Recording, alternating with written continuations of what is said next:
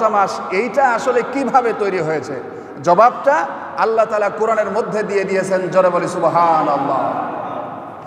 আল্লাহ তাআলা রব্বুল আলামিন বলেন, ইন্না ইদ্দাতাশ শুহুরি ইনদাল্লাহি 12 শাহরান ফি কিতাবিল্লাহি ইয়াওমা খালাকাস সামাওয়াতি ওয়াল আরদা মিনহা আরবা'তুন হুরুম যালিকা দীনুল কাইয়্যিম ফালা তাযলিমু ফীহিন্না আনফুসাকুম।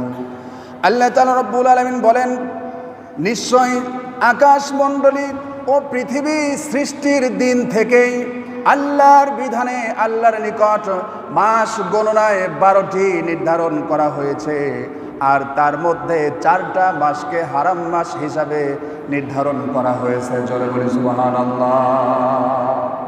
আল্লাহ তাআলা বলেন, ইন্না ইদ্দাতাশ শুহুরি ইনদাল্লাহি 12 শাহরান ফি কিতাবিল্লাহি ইয়াওমা খালাকাস সামাওয়াতি ওয়াল আরদি মিনহা আরবা'তুন হুরুম। আল্লাহ বলেন, নিশ্চয় আকাশমণ্ডলী এবং পৃথিবী সৃষ্টির দিন থেকেই আল্লাহর বিধানে আল্লাহর নিকট মাস গণনায় 12টা মাস নির্ধারণ করা হয়েছে, আর তার মধ্যে 4টা মাসকে আল্লাহ তাআলা হারাম বা সম্মানিত করেছেন। জোরে বলি সুবহানাল্লাহ।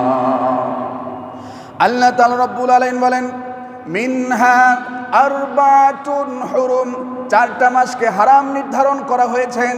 এই 4টা মাস কি কি সেটা যদি খুঁজতে চান তাহলে অবশ্যই আপনাকে হাদিসের মধ্যে তালাশ করতে হবে। আল্লাহর হাবিব বুখারীর 4662 নম্বর হাদিস এবং মুসলিম শরীফের 1679 নম্বর হাদিসের মধ্যে আল্লাহর হাবিব মাসগুলোর নাম উল্লেখ করে দিয়েছেন। আল্লাহর হাবিব বলছেন মাসগুলো হলো জিলকদ, জিলহজ এবং মুহররম এবং রজব। জোরে বলি সুবহানাল্লাহ। কোরআনের ব্যাখ্যা, কোরআনে একটা রুলস জারি করা হয়েছে, কিন্তু বাস্তবিকভাবে পুঙ্খানুপুঙ্খানুরূপে কোরআনের নির্যাস গ্রহণ করতে চাইলে আপনাকে অবশ্যই হাদিসের কাছে আসতে হবে। জোরে বলি সুবহানাল্লাহ। কোরআনে আল্লাহ তাআলা কোনো জায়গায় এই যে 4টা মাসের নাম উল্লেখ করেন নাই।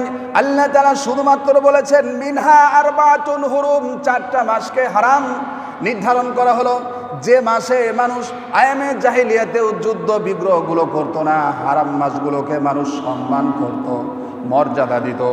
আর আমরা যখন হাদিস তালাশ করি তখন আল্লাহর রাসূল হারাম মাস উল্লেখ করে তিনি ঘোষণা করলেন এই 4টা মাস হলো জিলকদ,